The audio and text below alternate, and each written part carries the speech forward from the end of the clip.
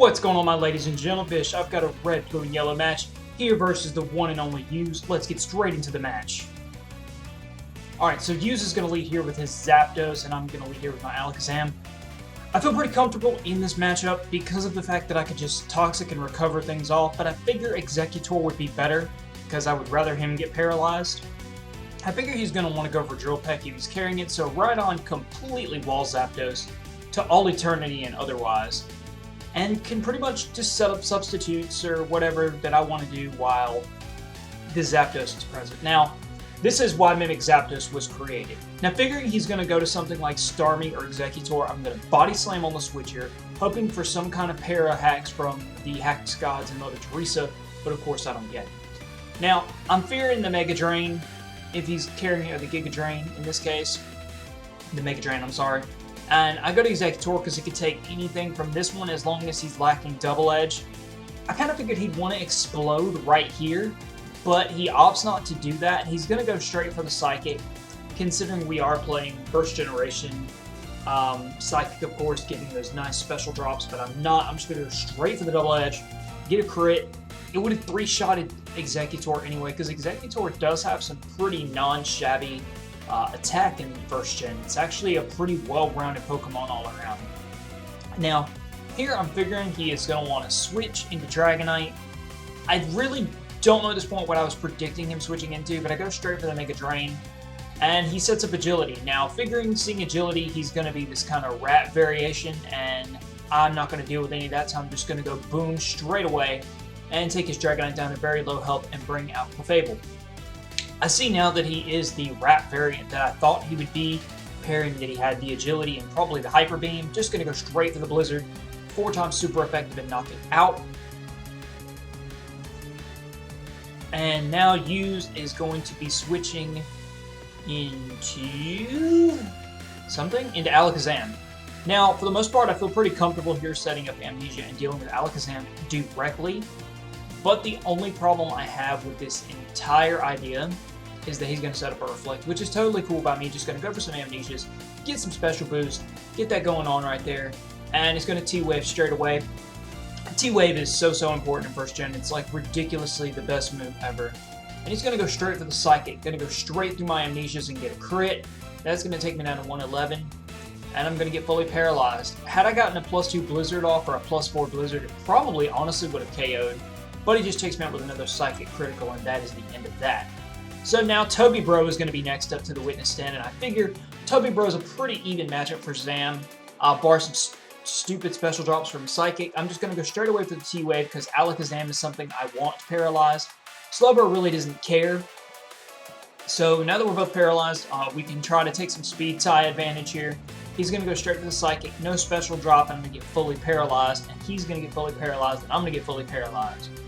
And he's going to go straight for the Psychic. It's going to be a pretty good chunk. I'm going to go ahead and set up Amnesia, make my special like all powerful and stuff, and go straight for the +2 Surf. Does a pretty nice chunk just considering that Amnesia is boosting my special. Going to go for it once again. And he goes for the second Psychic. No crit, no special drop. So I'm good. Going to go for another Surf. This one's +4. Easily going to take Alakazam down. And down goes Alakazam. Now, I haven't seen a special wall on Use's team yet. So I'm kind of interested what he's going to want to bring in. And he goes straight to Executor. Now, for some reason, I did not go to my Rhydon. I don't know why. I should have because I predicted him to have the Explosion. Because that was the best way for him to get rid of Slowbro. I was thinking Slowbro could have done a lot of damage to his team. So in comes my Rhydon, in comes his Starmie. This is an incredibly bad matchup.